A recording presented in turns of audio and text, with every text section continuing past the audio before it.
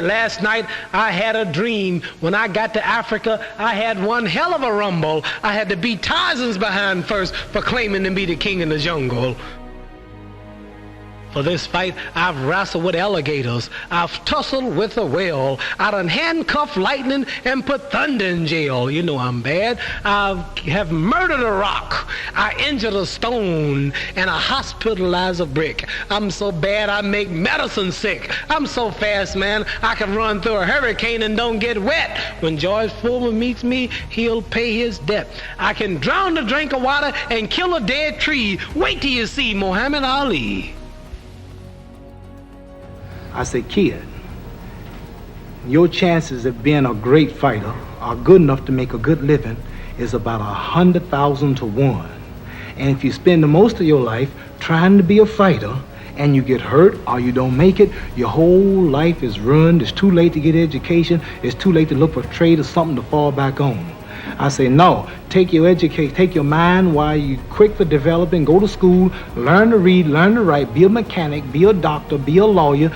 Go now, learn, get your mind conditioned, spend one day. Same with basketball, same with football, same with baseball. You can't be like Muhammad Ali or Joe Frazier. And don't think because I made it, I'm gonna tell you to go box. No, get your brains together, box the exercises, but get your brains together, get educated and get a trade because you might not make it and there's too much risk involved. No, go to school. This might make you all think. Life is not really long. Let's say the average person 30 years old. If you're 30 years old, you are not but about 7 years old. How can I prove it? Add up all the 7, 8, 9 hours you slept for 30 years. Out of 30 years, add up all the nights, last night when you went to bed and woke up this morning, you don't remember a thing. You've been unconscious for about 8 years. If you're 30 years old, you slept about 8 years.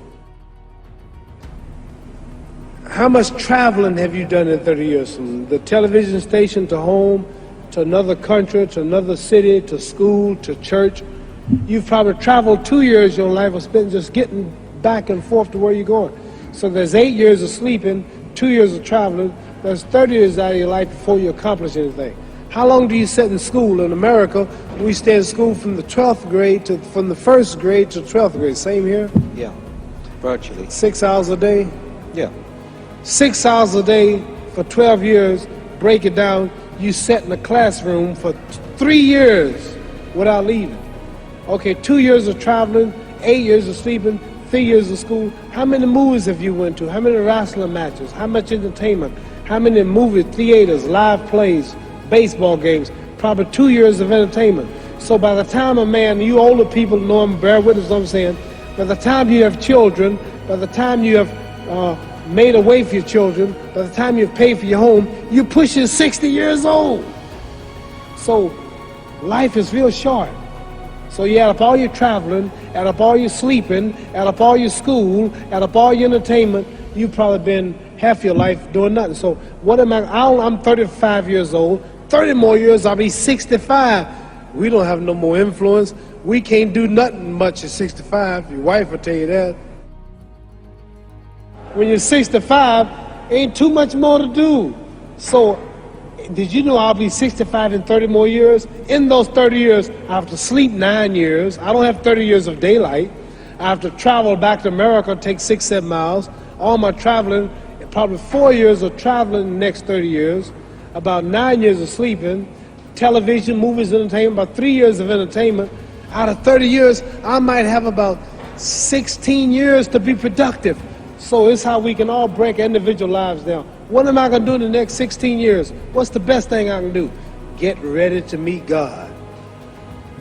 Owning real estate, going in business, teaching boxers, that won't get me to heaven. How many here believe there's a supreme being, believe there's a God? How many believe there's some power that made the sun, the moon, the stars? How many believe that this stuff didn't just come out here?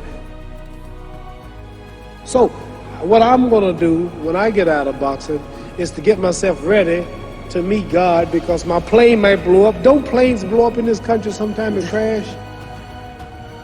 Don't people die every day? It's a scary thing to think that I'm going to hell, to burn eternally forever. When I get out of boxing or when I'm through, I'm going to do all I can to help people. That's why I remember Johnny Walker. Here's a poor man, came all the way to America. Here's a bunch of boys need some money, and somebody is calling me to help them. God is watching me. God don't praise me because I beat Joe Frazier. God don't care nothing about England or America as far as your wealth is all his. He wants to know, how do we treat each other? How do we help each other? So I'm going to dedicate my life to using my name and popularity, helping charities, helping people, uniting people, bring people bumming each other because of religious beliefs.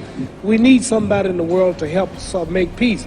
So when I die, if there's a heaven, I want to see it. Because we live how long? 80 years?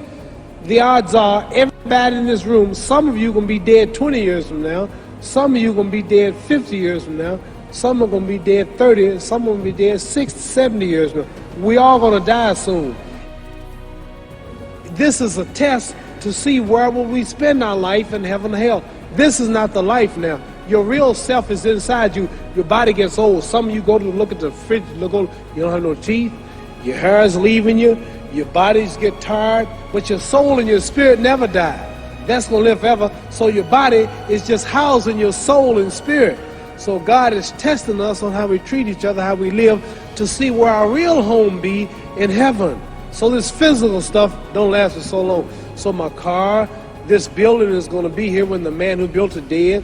There have been many kings and queens of England. They're all dead. After this one is gone, another one will come. So we don't stay here. We're just trustees. We don't own nothing. Even your children are not yours. If you think I'm lying, your wife is not yours. You don't own your children. You don't own your family. So what am I saying? The most important thing about life is what's going to happen when you die. Are you going to go to heaven or hell? And that's eternity. How long is eternity? So what am I going to do when I'm through fighting? I only have 16 years to be productive, get myself ready to meet God and go to the best place. Don't that make sense? What's the thing you would most like people to say about your life? He was a great champion, or what? What would you like people to think about you when you've gone? I'd like for them to say he took a few cups of love. He took 1 tablespoon of patience, 1 teaspoon of generosity, 1 pint of kindness. He took 1 quart of laughter, 1 pinch of concern, and then he mixed willingness with happiness. He added lots of faith, and he stirred it up well. Then he spread it over a span of a lifetime, and he served it to each and every deserving person he met. Muhammad Ali, thank you very much.